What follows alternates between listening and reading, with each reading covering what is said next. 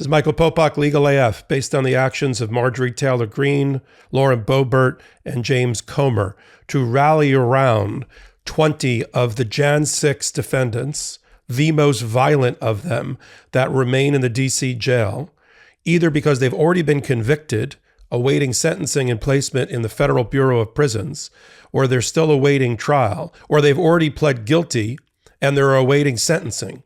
That group of 20 out of 1,000, that the MAGA have made a rallying cry, some sort of phony patriots, some sort of political prisoners. None of that is true. They are all being used as political props. They're all being used as human shields by the MAGA right wing, and none of it is going to help them. One day, soon, all of them, once convicted, or if they're already convicted, to be sentenced, are going to have to answer for how they're behaving in the DC jail and how they're showing a lack of remorse, contrition, demonstrating a continued danger to society and the rest. So whoop it up now with your chance of, let's go Brandon and high-fiving Marjorie Taylor Greene and singing the Star-Spangled Banner every night and releasing it on iTunes. Eventually, all that fun and games is over, and you're going to be standing in the dock of a courthouse, dock of a courtroom, in front of a federal judge, and having in front of her a pretrial sentence report that's going to indicate all of their conduct in prison and in jail. They're not going to be able to turn to Marjorie Taylor Greene and ask for a letter of recommendation and ask the court to go lenient on them in sentencing. Let me say this out loud, once and for all. The 20 that are in the DC jail are either convicted of the most violent crimes of assaulting law enforcement with all sorts of weaponry, including chemical spray. They pled guilty to that charge. They've been sentenced or are awaiting sentencing, or they're awaiting to stand trial on the most egregious charges. The reason they are sitting detained in the DC jail is because a federal judge, having heard all of the evidence about their actions and all the evidence that was supplied to them by the defense, has decided that they do not get the benefit of walking in sunshine until their trial, or they've already been sentenced and they're awaiting placement in the Federal Bureau of Prisons, or they've been convicted or pled guilty to the crimes of assaulting law enforcement. Again, waiting sentencing. That's why they're there. They're not there as political prisoners. These are the worst of the worst. This is the dangerous 20. They shouldn't be celebrated by anybody in America.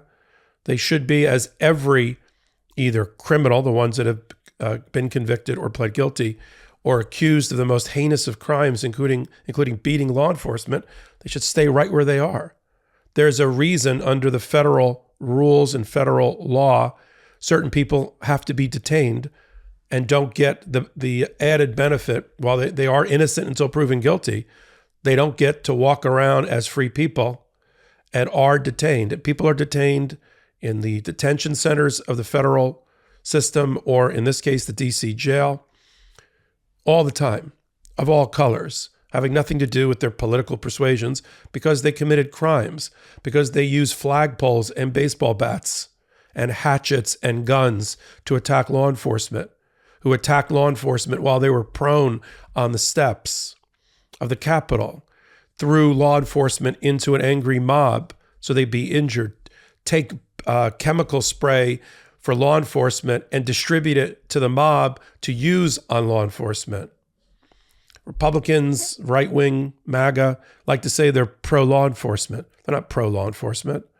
They're anti-police at this point. They're anti-blue at this point, because all 20 of these people have either pled guilty, have been convicted, or are awaiting sentencing or a trial on the most heinous of crimes.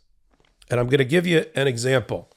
And this comes from justsecurity.org. You should go to justsecurity.org. if you want to look at the full article and the full review, because they got their hands, as of the middle of March, of the DC jail's complete list of who exactly is sitting there, and then cross-reference that with the Department of Justice, because every time there's an arrest, every time there's a conviction, every time there's a sentencing, Department of Justice does a press release on the DOJ website and cross-reference that. And for people that were convicted, of course, there's evidence that's already been in the public domain, so that was cross-referenced. So just let me give you the stats, and then we'll get into the top 6 or so you understand who are these people that are singing Star Spangled Banner every night? Who are these people that are being celebrated by Donald Trump, who comes on in Waco to the soundtrack from one of their Star Spangled Banner renditions? Who are the people that are being braced by Lauren Boebert, Marjorie Taylor Greene, James Comer, and others and many others in Congress? Who are they? Well, let's get down to the numbers first. All 20 that are sitting in the DC jail have been charged with serious crimes, almost all of which including assaulting law enforcement. 17 out of the 20 are in there because they've assaulted law enforcement. 8 out of that 17 have already pled guilty or are convicted. Okay? So 8 out of the total of 20 that are sitting in there have pled guilty or they are convicted and they're awaiting sentencing. 3 of the 20, the remaining 3 that didn't commit an assault on law enforcement, are Proud Boys and Oath Keepers, some of which are on trial right now, who are charged with the highest level of seditious conspiracy. One of them has already been convicted and is just awaiting placement and sentencing into the Federal Bureau of Prison. Of that 20, 9 are already convicted, as we talked about. And the 3 that I just said are part of the 20, but have not been charged with assaulting a law enforcement, include William Chessman, who threatened a federal officer and carried a dangerous weapon into the Capitol, and he's a Proud Boy.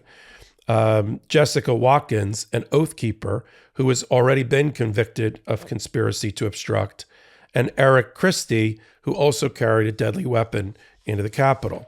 Let's talk about some of these people in brief. Tom Ballard, who's one of the dangerous 20, threw a table at police at the Lower West Terrace and used a baton to assault the police.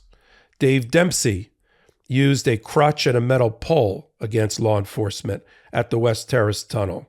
Also used chemical spray and sprayed it at the officers. Kyle Fitzsimmons has already been convicted of 7 felony charges, including assault. He's just awaiting sentencing and placement in the Bureau of Prisons. He assaulted 5 police officers at the Lower West Terrace, and he pulled police officers into the mob. Robert Geiswein has already pled guilty to assault. He used a baseball bat to attack Capitol Police and a baton against at least one of them, and used chemical spray against law enforcement. Shane Jenkins assaulted the police using a pole, a desk drawer, a flagpole, and he carried a metal hatchet into the Capitol. James McGraw pled guilty to assault. He's already been sentenced to 78 months in prison for assaulting an officer with a baton. He's just in the jail awaiting placement in the Bureau of Prisons. Jordan Mink pled guilty. He had a firearm and a baseball bat that he carried throughout the Capitol. He pled guilty to felony assault with a dangerous weapon on the Capitol Police. Peter Schwartz, along with his wife, already convicted of assault and obstruction at the Lower West Terrace. He threw a chair. He likes to say, in celebrating himself, that he threw the first chair and started the incited mob. He stole a police bag filled with spray canisters, and he distributed them to the mob, who then used them against the police. He also used a wooden tire iron against the police. Peter Stager pled guilty of assaulting and resisting and impeding the police. He assaulted a police officer, struck him with a flagpole with other cops, including one that was prone on the Capitol steps. So that is the vast majority, that is all of the dangerous 20 that are in prison, some of which call themselves the J6 prison choir, whatever that is, and are again celebrated in the halls of Congress by certain right-wing MAGA.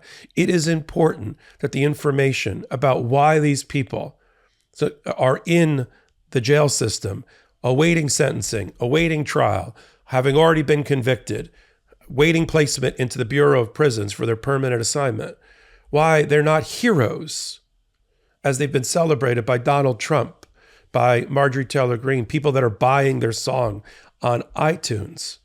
There's a reason why out of 1,000 people who were arrested are related to Jan 6 by the FBI and the Department of Justice and being prosecuted by them, why there are these 20 that are still 2 years later in the DC jail.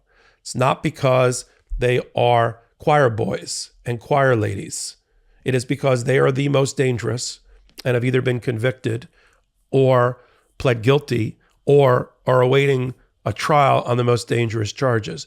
Use that with your friends and family and others when you're debating why are these 20 in there and what are their conditions. Now look, all prisoners, all jail detainees should be treated as humanely as possible in conditions that are appropriate.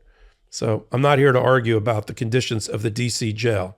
I'm sure it's not any worse than Rikers Island in New York, where many people are sitting awaiting trial or awaiting placement into the state jail system. That's not the issue. The issue is, why are they there? And why are they being high-fived and celebrated by MAGA? And you should know, because it kind of gets lost in the shuffle of all of the media, of the rapid fire information and news cycle about who these people are. So to the question, are these the worst of the 1,000? They are. Are many of them convicted of assaulting law enforcement or pled guilty? They are. Have they all been charged except for 3 with assaulting law enforcement? They have.